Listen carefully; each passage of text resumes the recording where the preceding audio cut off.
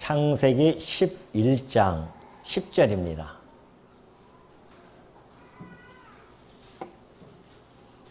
창세기 11장 10절.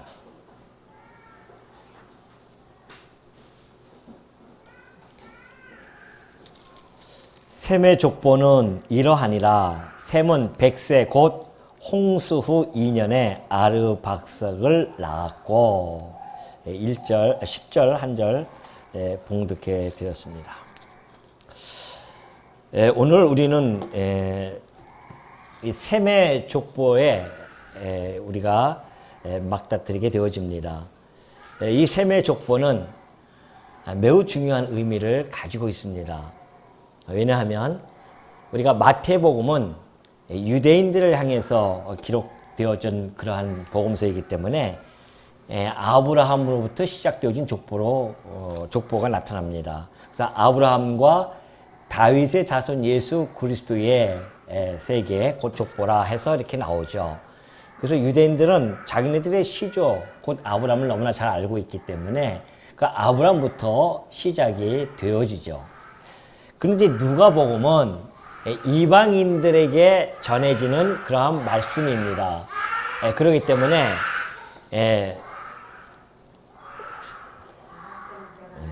우리 이 아브라함 이방인들에게 전해지는 이 누가복음은 바로 이 셈의 족보 이 내용을 그대로 기록을 하게 되어지죠.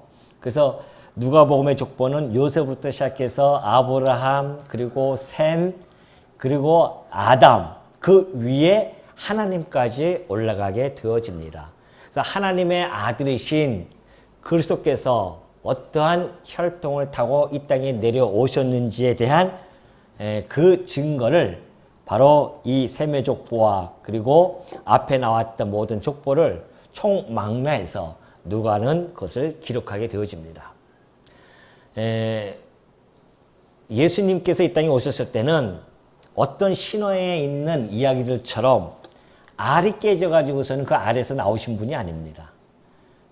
혹은 큰 바위돌이 갈라지면서 그곳에서 나타나신 분이 아닙니다.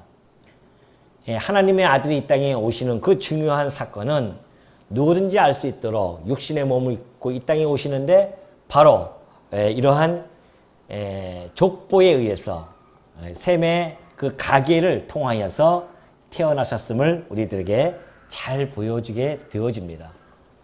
그래서 예수님이 오셔서 인자라고 하셨던 그 이야기는 사람의 아들로서 이 땅에 오셨다는 것이죠. 이 놀라운 사건을 기록하게끔 하나님께서는 이미 이 창세기 11장의 셈의 족보를 준비해 두셨다는 겁니다.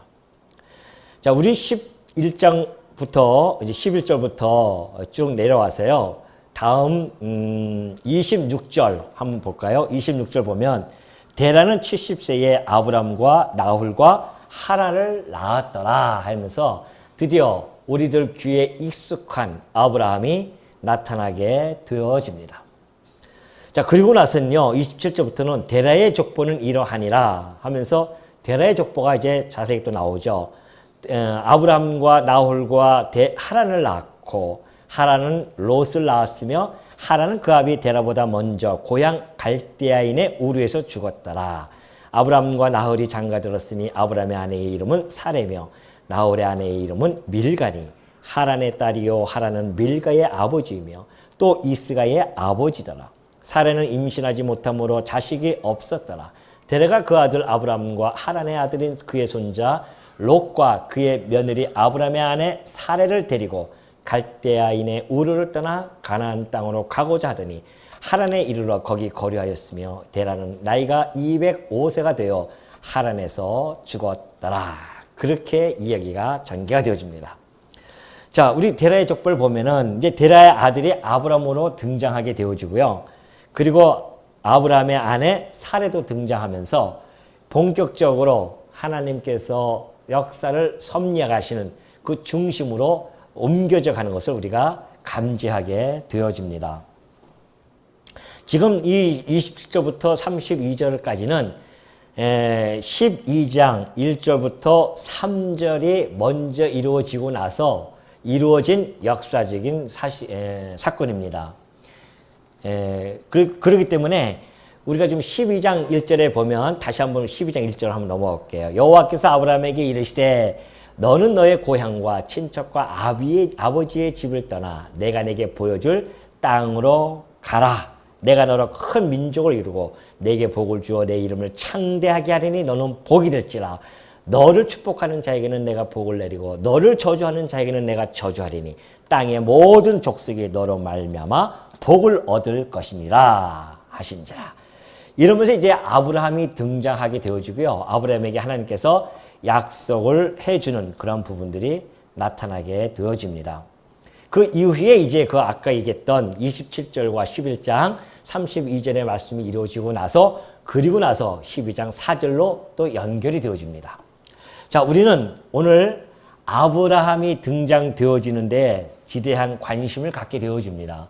왜 그러냐 하면 아브라함은 일찍이 야고보 사도가 이야기했듯이 하나님의 벗이라 칭함을 받는 자입니다. 하나님의 벗이라 칭함을 받은 자는 이 아브라함밖에 없습니다. 뿐만이 아니라 예수 그리스도의 족보의 시조로서 아브라함이 등장하게 되어집니다. 그리고 무할례자이든지 할례자이든지 모든 자의 조상이 되어지는데 믿는 자의 조상이 되어지는, 그리고 그 아브라함을 통해서 모든 족속이 복을 받게 되어진다고 하는 이 놀라운 언약이 아브라함에게 주어집니다. 그러니 이런 아브라함의 등장은 우리들에게는 지대한 관심을 자아내게 할 수밖에 없다는 겁니다. 자, 그렇다고 한다면 우리가 아브라함의 등장 배경을 좀 살펴볼 필요성이 있습니다. 일찍이 우리가 앞에서 상고했듯이 하나님께서는 노아의 입술을 통하여 이렇게 말씀하고 계시죠. 셈의 하나님 여호와를 찬송하리로다, 그런 이야기를 합니다. 그러면서 셈의 야벳은 창대하게 해주고, 그런 이야기죠. 야벳은 창대하게 해주고 그리고 셈의 장막에 거하게 될 것이다, 그런 이야기를 합니다. 자, 다시 한번 정리합니다. 셈의 장막에 거하리라, 그런 이야기를 해주시죠.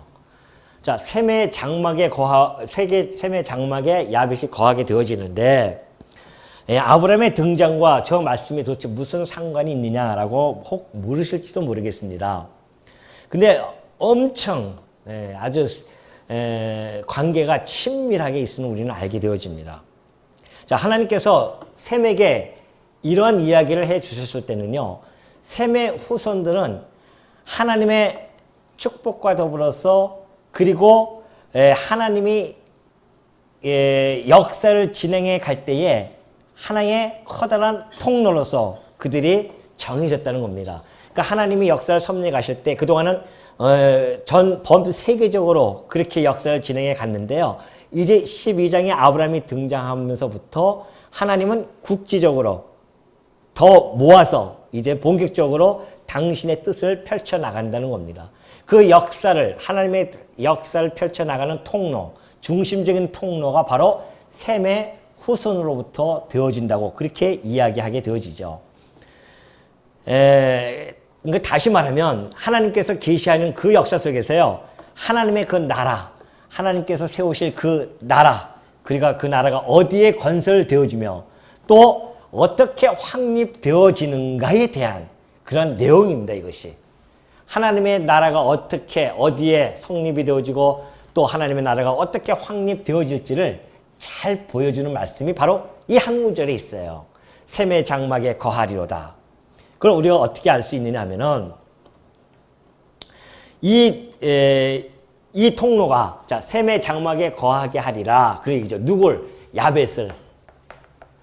이 야벳을 셈의 장막에 거하게 하리라. 그러니까 이 말씀은 이 셈에게 해줬던 이 축복의 통로의 말씀이 곧 배타적인 게 아니라 이타적으로 하나님께서 모든 사람들에게 공유되어지는 하나님의 복의 말씀이라는 겁니다.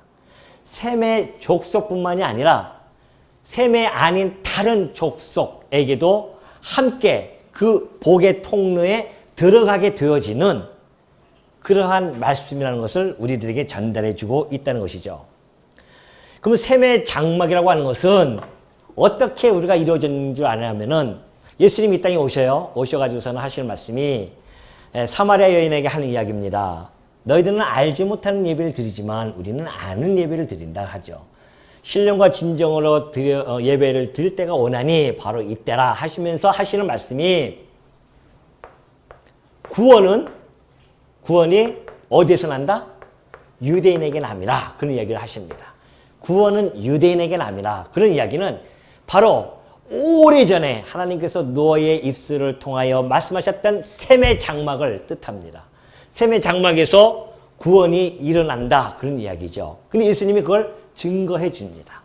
하나님께서 노아를 통하여 하셨던 그 말씀을 예수님께서 이 땅에 오셔서 이 말씀에 대한 사실관계를 증명해 줍니다. 그것이 바로 구원이 유대인에게서 납니다. 그런 얘기를 하죠.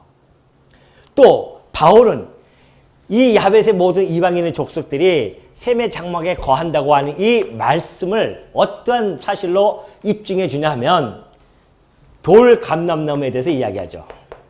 돌감람나무가 참 감람나무가 얼마가 꺾여져 나갔을 때에 돌감람나무를 하나님이 접붙입니다. 그리고 참 감람나무의 뿌리의 진액을 주는 거죠. 돌감람나무에게.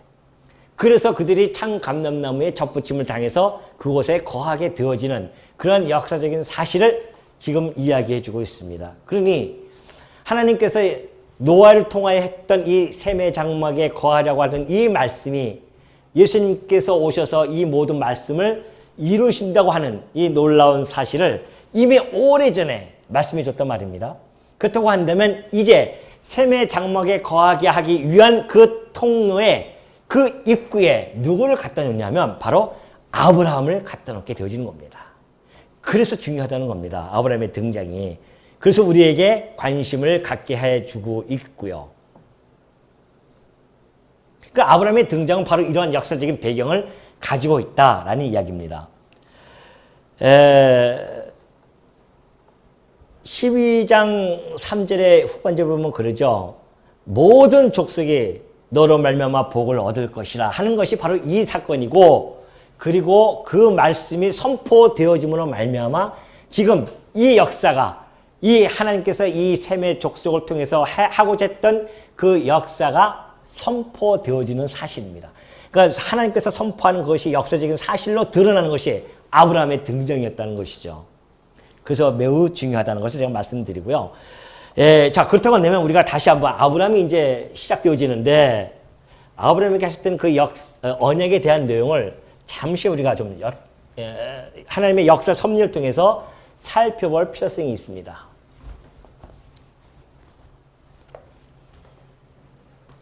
자, 우리 주님이 오시기 전에 하나님께서 아브라함을 부르십니다. 그리고 그에게 약속을 해주죠. 뭐에 대한 약속입니까? 지금 나라에 대한 약속이거든요.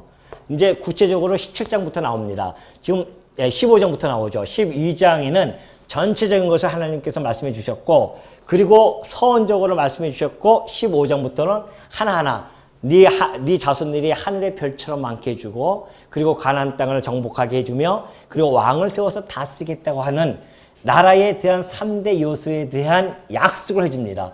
그리고 하나님께서는 그 3대 요소 곧 하나님의 나라잖아요. 그 나라에 대한 것을 약속을 해주게 됩니다.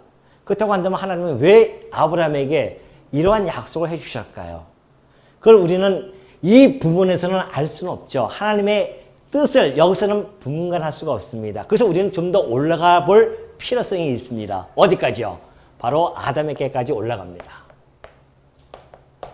아담에게 하셨던 그 약속의 말씀 기억나실 겁니다. 아담아, 너는 생육하고 번성하여 땅에 충만하라. 그리고 땅을 정복하고 모든 피조물을 다스리라. 이것도 역시 하나님 나라에 대한 약속입니다. 그러죠? 하나님 나라입니다. 하나님이 온 우주의 왕이십니다. 그런데 아담을 세워서 분봉왕처럼 그렇게 다윗에게 권세를 주는 것이죠. 아담에게 권세를 주어서 그 나라를 다스리게 해줬다는 이야기입니다. 그런데 이 나라에 대한 이것이 이제 하나의 약속인데, 언약인데, 하나님께서 왜 그럼 이런 언약을 해 주셨느냐라는 이야기입니다. 이것이 이제 언약이죠. 이 모든 것이 다 언약입니다. 이 언약을 왜 해 주셨는가에 대한 부분이거든요. 그런데 우리는 성경 구절 한 구절 한번 좀 찾아볼 필요성이 있는데요. 에베소서 3장 8절입니다. 한번 찾아보겠습니다. 에베소서 3장 8절의 말씀을 보면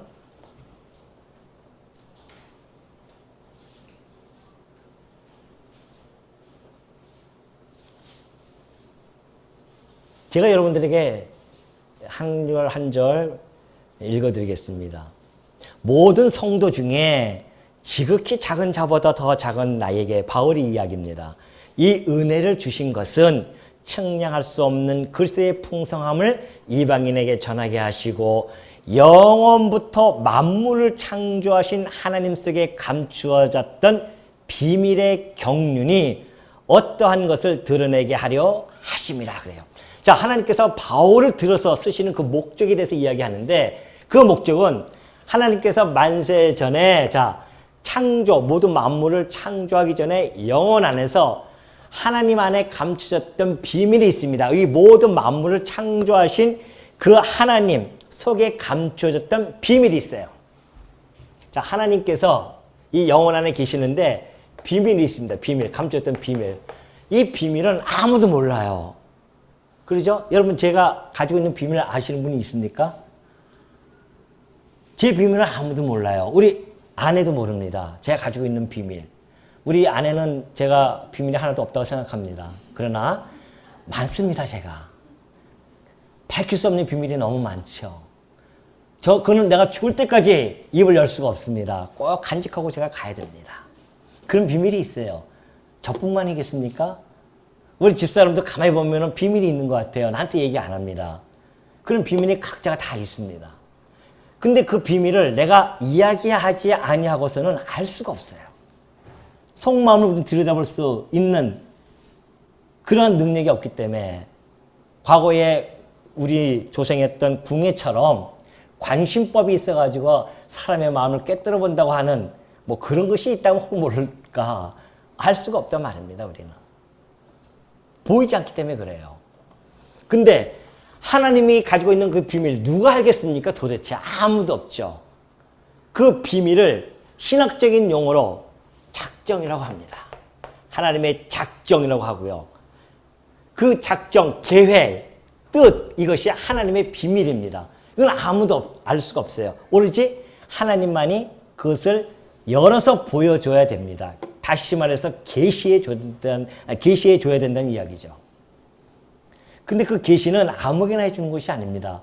바로 선지자들과 사도들을 특별히 부르셔서 하나님의 이 비밀의 경륜을 그들에게 가르쳐줍니다. 그래서 선지자들은 이 비밀을 하나님께서 선지자들에게 약속을 해주는 거예요. 이렇게 내가 해줄 거야 라고 하는 약속을 해줍니다. 그리고 사도들은 이 언약이, 이 비밀이 이루어졌다는 것을 성취되었다는 사실을 이야기하는 자들이 바로 사도고요. 그러니까 이 비밀이 무엇인지를 갖다가 먼저 언약해 주시고 선포해 주시고 그것이 역사적으로 이루어졌다는 사실을 사도들을 통하여 기록하게 해서 알려주시는 내용입니다. 그래서 이 언약과 성취져가는 이 내용이죠. 제가 이런 말씀을 드리는 이유가 있습니다. 아주 중요하기 때문에 그렇죠. 자, 다시 한번 또 에베소서 3장 11절 계속 이어갑니다. 3장 10절입니다. 이는 이제 교회로 말미암아 하늘에 있는 통치자들과 권세들에게 하나님의 각종 지혜를 알게 하려 하심이니 곧 영원부터 우리 주 예수 그리스도 안에서 예정하신 뜻대로 하신 것이라. 자, 이 비밀의 경륜을 이야기하는데 바울은 뭘 이야기합니까? 이 비밀의 경륜의 종착지가 뭐야? 교회라는 겁니다. 교회예요. 하나님께서 저 비밀의 경륜이 교회를 세우고 곧 하나님의 나라죠. 그러니까 하나님의 나라가 세워질 것을 이미 하나님께서는 작정을 하셨는데 이 비밀의 경륜이 드러난 것이 바로 교회다라고 그렇게 설명을 해주고요. 근데 이것은 영원부터 우리 주 그리스도 예수 안에서, 영원 안에서 예수 그리스도 안에서 이루어진, 예정되어진 것이다. 그래요. 미리 정해진 것이다. 그러니 우리는 하나님의 비밀을 이제 알게 되어졌습니다. 세상 사람들은 모르죠. 하나님이 이렇게 밝혀줬는데도 불구하고 안 믿으려고 합니다. 오늘 우리는 그리스도 안에서 예정되어진 자들이기 때문에 하나님의 이 비밀이 들려지는 겁니다. 여러분, 상대방의 비밀을 안다고 하는 것이 얼마나 쏠쏠한 재미가 있는지 아십니까? 그러죠? 제가요, 우리 아이들 키울 때 큰애가 쓴 일기장이 있습니다.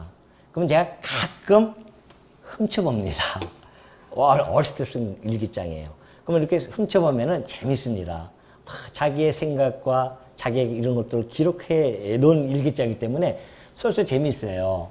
친구와 이야기한 것들. 물론 본 자체는 뭐 안 좋지만은 그래도 합리화시키자고 한다면 자식의 생각을 부모가 알아야 또 잘 키우지 않겠습니까? 그래서 제가 그걸 가끔 훔쳐보기도 합니다. 재미가 있거든요. 제가 아직 못 본 거는 우리 집사람이 비밀 일기장을 못 봤어요.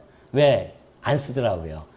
일기는 마음속에 쓰는 거라 해가지고서는 마음속에 쓰지 절대 안 쓰죠. 그러니까 제가 몰라요, 그거를. 근데 우리 아이들은 쓰니까 내가 본단 말입니다. 그것처럼 우리가 하나님의 비밀을 알아간다고 하는 것이 얼마나 재미있습니까? 야, 이게 진짜 하나님의 비밀이네? 아, 하나님이 영혼 안에서 저런 생각을 가지고 계셨었구나. 이걸 우리가 알아간다고 하는 것이 얼마나 재밌겠습니까?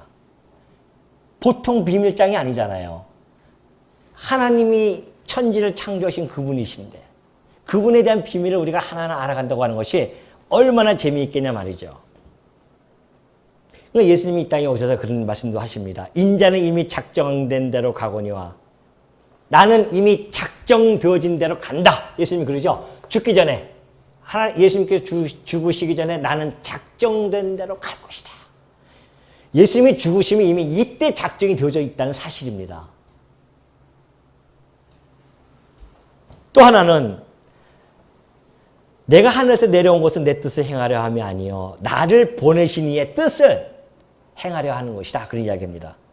우리 하나님께서 여기서부터 내려오셔서 이런 일들을 해 나가시는데 이것은 내 뜻이 아니다. 누구의 뜻이다? 하나님의 뜻. 그래서 이게 하나님의 작정, 하나님의 뜻 같은 이야기입니다. 하나님의 계획, 하나님의 비밀. 이것을 내가 와서 지금 펼쳐 보이는 것이다. 라고 이야기합니다.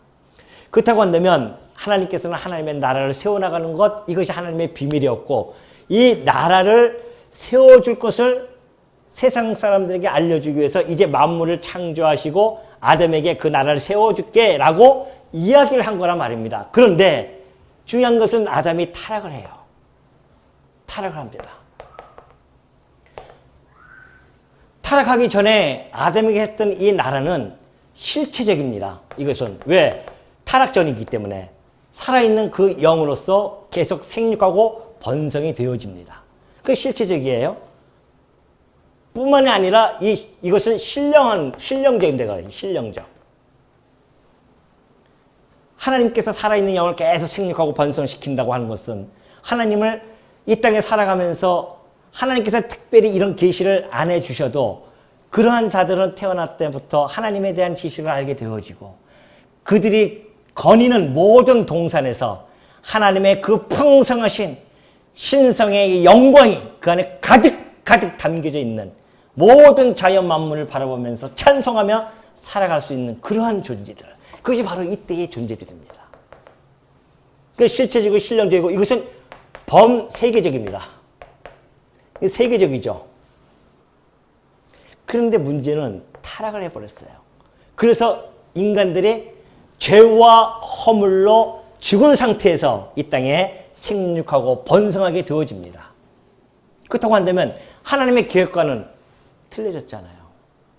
하나님은 살아있는 영으로서 그들에게 계속해서 생육번성을 하게 하시려고 했는데 타락을 하는 바람에 죽은 영들이 태어나니까 어떡합니까? 그래서 어쩔 수 없이 하나님께서는 어쩔 수는 없는 게 아니죠. 왜? 아까 얘기했듯이 하나님의 뜻 안에 그 모든 것들이 다 포함되어 있기 때문에. 그래서 이 약속이 그러면 내가 둘째 아담을 통해서 이룰게.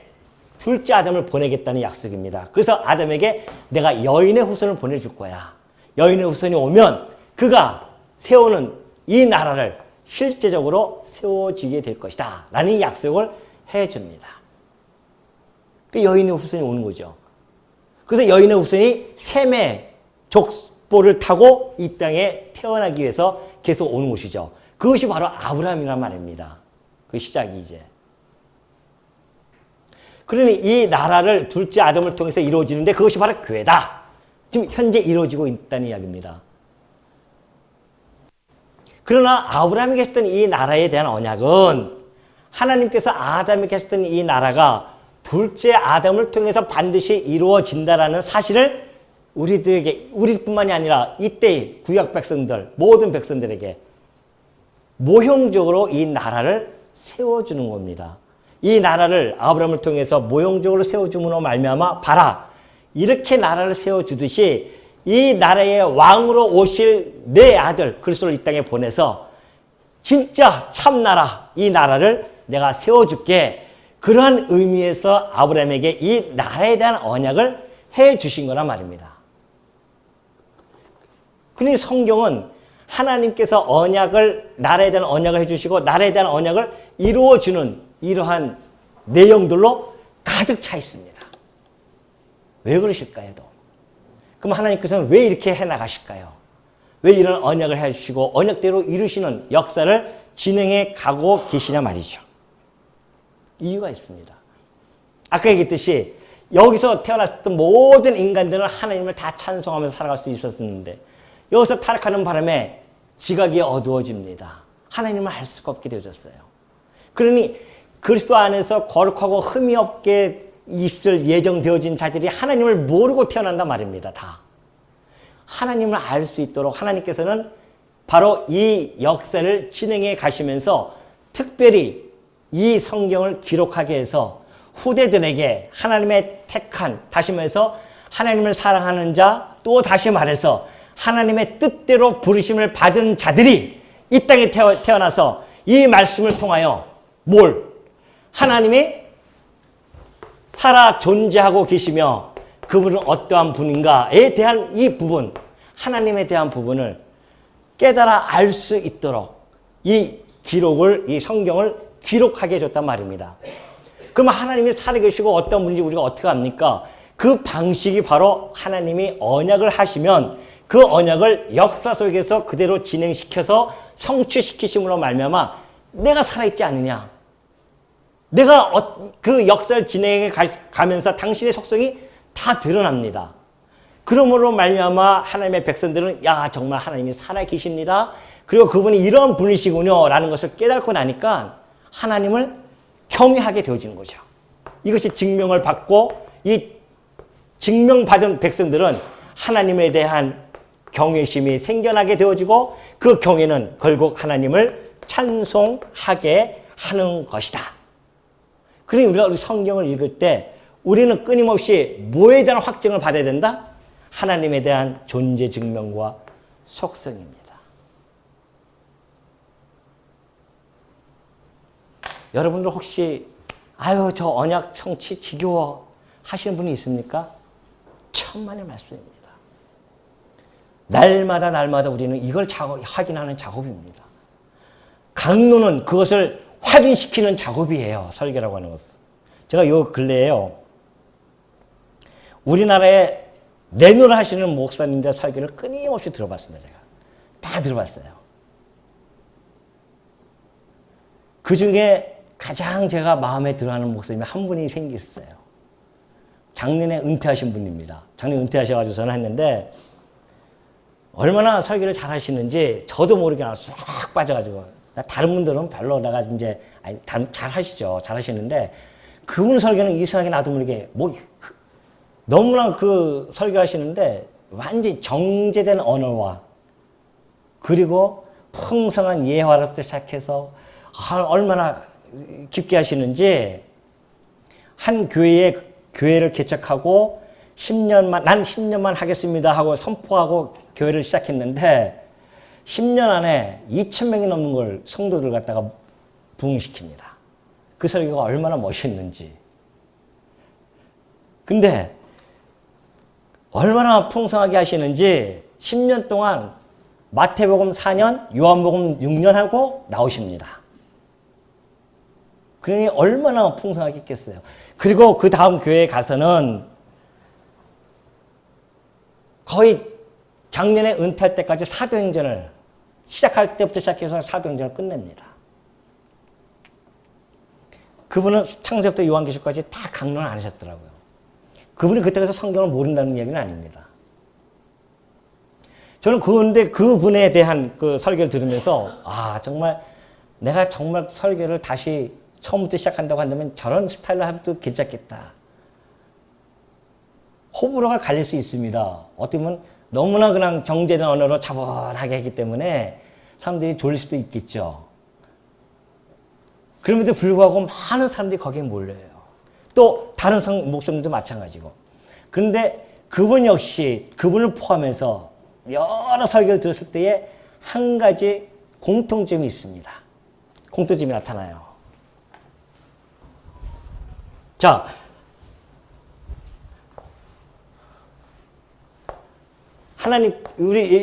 하나님께서 당신이 예수 그리스도를 통하여 당신의 존재와 속성을 우리들에게 계시해 줍니다. 그래서 아까 얘기했듯이 이것을 우리는 증명받고 하나님을 경외하게 되어지죠.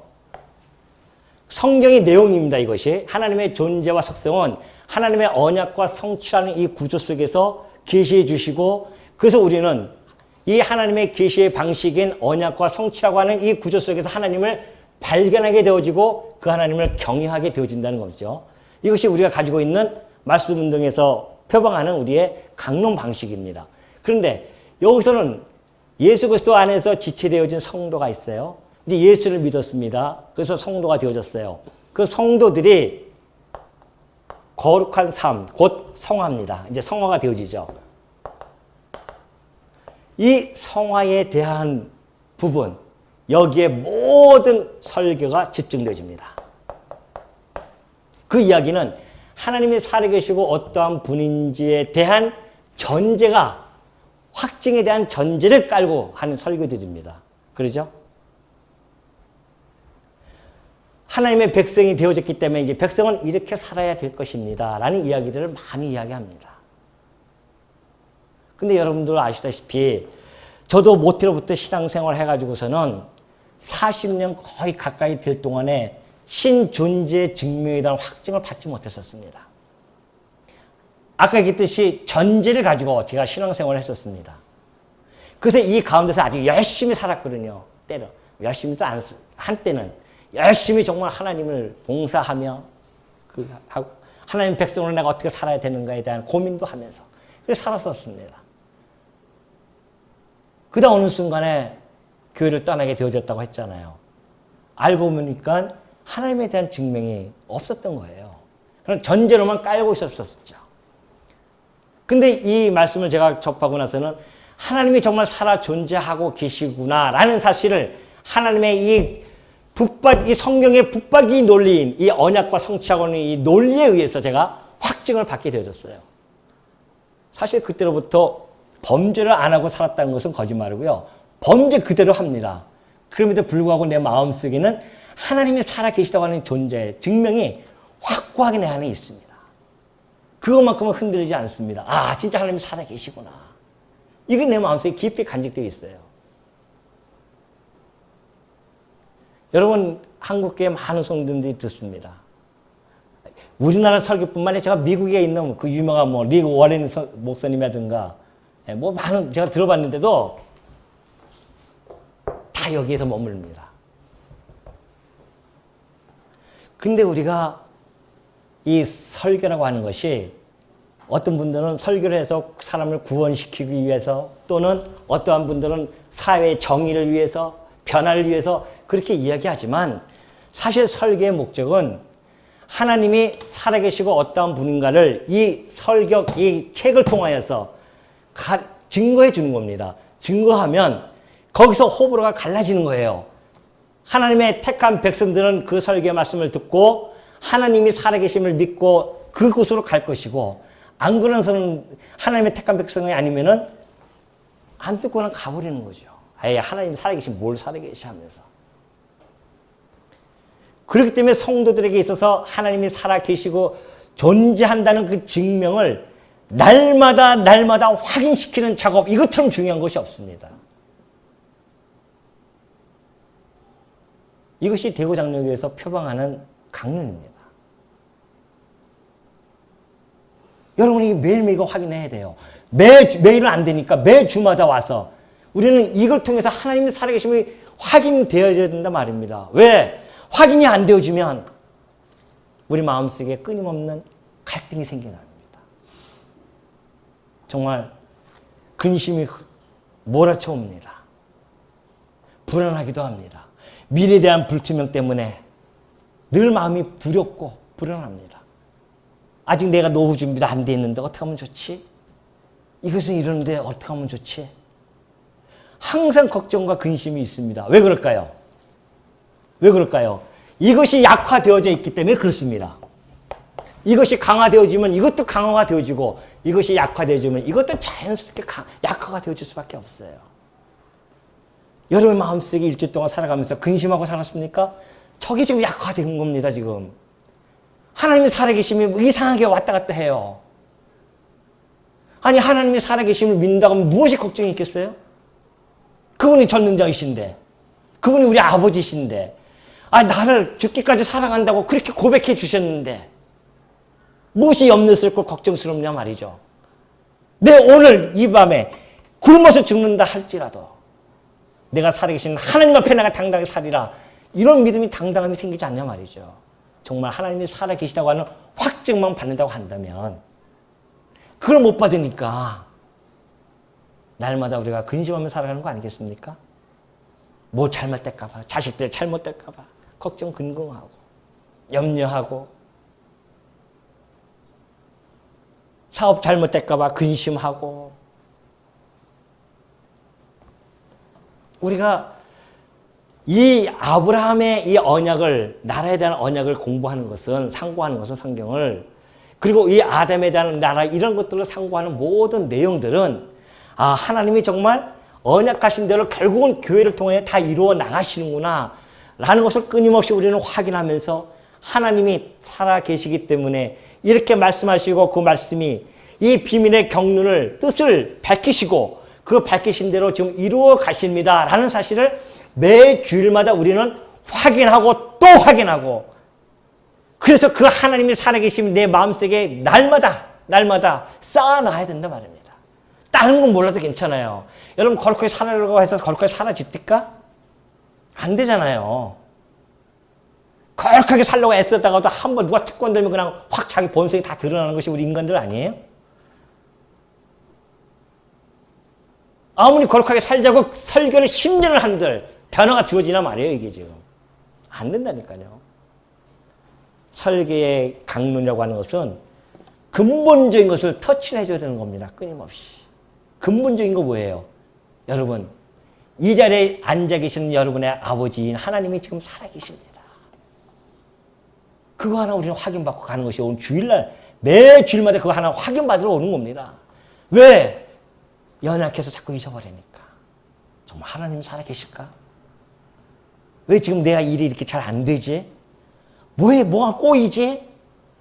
이런 것들이 다 하나님의 존재에 대한 것이 흔들려 버리니까 이것들이 다 염려스러운 거 아니겠어요? 내 앞에 일이 좀 꼬인다 할지라도, 내 어려움이 내 앞에 지금 난관이 봉착되어 있다 할지라도, 하나님이 살아계시는데, 그분이 나의 아버지신데, 이것이 우리 마음속에 다져진다고 한다면, 일주일 동안 우리가 살아가면서 하나님 경외하면서, 하나님 아시죠? 아버지, 지금 내 앞에 이런 어려움이 있습니다. 아버지께 기도할 수가 있잖아요, 그러면. 자기 스스로가 우리는 다 알죠. 나는 거룩하게 못 삽니다, 아버지. 저는 연약해서 내가 무엇을 구해야 될지도 모릅니다. 살아계신 아버지께서 제게 성령을 보내주시지 않았습니까? 그 성령을 통하여 내가 성령이 날 도와주시면서 좀 살아가고 있습니다. 끊임없이 우리는 하나님을 의지하고 살아갈 수 있는 그런 발판들이 우리에게 있단 말입니다. 터가 무너지면 의인을 쓸 곳이 어디 있느냐라고 하는 신의 얘기처럼 터가 무너지면 우리가 어디에 쓸 수 있겠습니까? 우리의 터는 이거거든요. 하나님 살아계시고 그분이 어떠한 분이신지를 그 터 위에 이 교회가 세워졌고 그 교회는 이 터 위에 살아가고 있는 중입니다. 지금. 우리가 이 말씀을 늘 상고하는 것은 그래서 상고하는 이유입니다. 오늘도 우리가 이 아브라함의 이 나라에 대한 언약은 그냥 주어지는 것이 아니라 하나님이 지금 당신의 살아계시고 어떠한 분인지를 증명해 주려고 우리들에게 하나하나 펼쳐주고 있는 사실이거든요. 이것이 우리 대구장로교회에 가지고 있는 이게 강점 아니겠어요, 우리가? 끊임없이 확인하는 작업. 오늘도 확인하고 내일도 확인하고. 왜? 안 보이니까 하나님께서 안 보이시잖아요.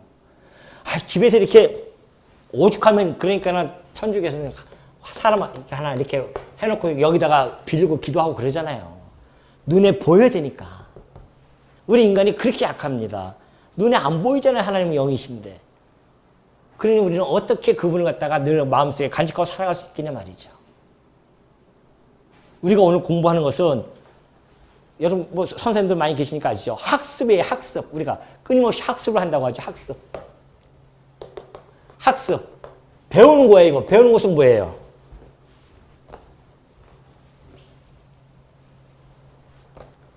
요즘 국어책인가요?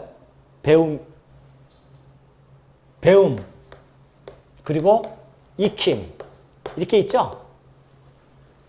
학을 통해서 배우는 거에 끊임없이 우리가 좀 이론을 공부하는, 이 배움은 이론 정립입니다. 이론. 뭐에 대한, 이 하나님의 살아계시고 어떠한 분인가에 대한 이론을 정립하는 거죠. 그 이론이 정립되어진 우리들이 살면서 익히는 거예요. 이제 하나님을 정말 살아계시는지에 대한 것을 습득하는 거죠. 계속해서 우리는 습득합니다. 하나님이 살아계시다. 이것을, 이 말씀을 보고 우리가 마음속에 다져지고 살면서 진짜 하나님 살아계심이 너무도 분명하다. 이것을 우리는 끊임없이 매일매일 습득하면서 살아가는 것입니다. 그게 성도예요. 그렇지만 성도가 아닌 사람들은 이게 없으니까 이것도 없을 것이고 자기 좋은 소견대로 살아가는 자들이지만 성도들에게 있어서는 끊임없이 성경을 통해서 우리는 배우고 그리고 그 배운 것을 가지고 우리의 삶 속에서 익혀나가고 정말 하나님의 살아계심이 너무도 분명합니다. 이 어려운 난관, 풀릴 수 없는 이런 난관 속에서도 하나님께서는 절묘하게 우리가 다 풀려가게 하시고 때로는 그 어려움 속에서도 견뎌낼 수 있도록 우리들에게 인내도 허락하여 주시고 그러니 하나님 정말 당신이 살아계심이 너무도 분명하군요 라는 것을 우리 입술을 통해서 경외하는 찬송이 나오게 하는 것, 이것이 바로 이 계시, 특별 계시를 주어진 하나님의 목적입니다. 그러니까 여러분 보십시오. 바울도 에베소서 3년 동안 목회하고 고린도 교회에 가서 1년 6개월 동안 할 때 뭐라고 합니까? 구약을 풀어서, 성경을 풀어서 뭘 한다? 예수가 그리스도이심을 증명하더라. 그걸 얘기하는 거예요, 지금. 물론 이것도 있죠. 이것도 있습니다. 그래서 우리에게 하나님의 말씀은 하나님의 성령의 감동을 된 것으로서 우리에게 유익도 주고요. 때로는 책망도 하고 그러십니다. 이것도 물론 있죠. 그러나 우리 한국 나라의 설교는 다 여기 일단 초점을 맞춘 거기 때문에 그렇게 목적을 두고 했기 때문에 이게 틀리다는 이야기가 아닙니다. 여기 목적을 설교 목적 두었으니까 맞는 거죠, 이것도. 부분적으로는. 그러나 근본적으로 예수님도 그렇고 바울도 그렇고 베드로도 그렇고 그들이 전했던 그 복음의 내용, 그들이 강론했던 그 모든 내용을 보면은 구약을 풀어 예수가 그리스도이심을 증명하는 것, 이것이 바로 강론의 목적이었습니다. 근데 그렇게 풀어서 강론을 했더니만 듣는 자가 있고 안 듣는 자가 있더라 나눠집니다. 듣는 자는 또 듣고 싶어서 나오고 안 듣는 자는 바울을 배척하고 완전히 갈라집니다. 이것이. 그래서 우리가 이 성경을 창세기부터 한 권 한 권씩 한 장 한 장씩 읽어나가면서 하는 이유가 바로 거기에 있고 우리가 이런 언약의 메시지가 나올 때마다 우리 가슴이 어떻게 됩니까? 두근두근 거리는 거예요.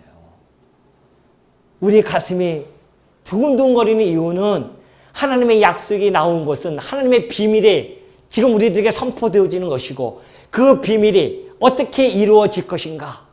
야, 그렇다고 하면 이 비밀이 그대로 이루어진다고 한다면 하나님 정말 살아계심이 아닌가. 이것이 우리들에게 확증이 되어질 것이고 그 확증 속에서 우리는 하나님이 뜻을 분별하면서 살고 싶어하는 마음도 생겨나게 되어질 것이고 그로 말미암아 하나님의 백성됨 그리고 하나님의 자녀의 됨됨이 이것이 우리들에게 부수적으로 따라오게 되어집니다. 그래서 우리가 이 땅에 살아가는 거 아니겠어요? 그러니 우리가 창세기 12장 아브라함의 등장은 정말 마음을 설레게 합니다. 야, 하나님께서 이 셈에게 하셨던 그 이야기들이 어떻게 전개가 되어지고 하나님께서는 어떻게 풀어나갈 것인가. 그걸 통해서 하나님은 당신이 어떤 분인지를 우리에게 가르쳐줄 것이며 그런 말미암아 결국은 하나님이 살아계심이 우리 가슴속에 어떻게 터져나가게 되어질 것인지 이런 것에 대한 기대가 있지 않습니까?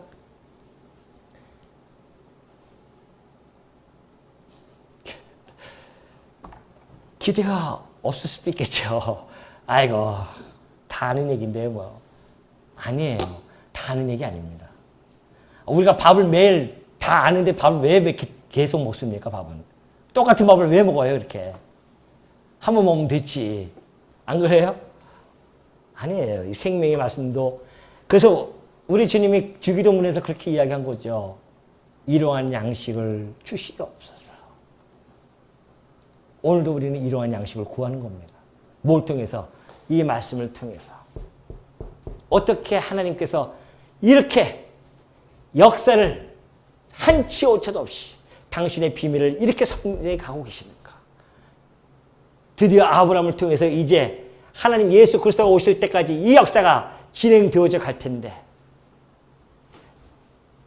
얼마나 멋있습니까? 그래서 이 아브라함의 이 나라에 대한 언약은 실체적인 것이 아니라 모형적이에요. 이것이 모형적. 이것은 모형적. 모형으로 나타나는 것이고요. 신령적인 것이 아니라 육체적으로 나타납니다. 이거는.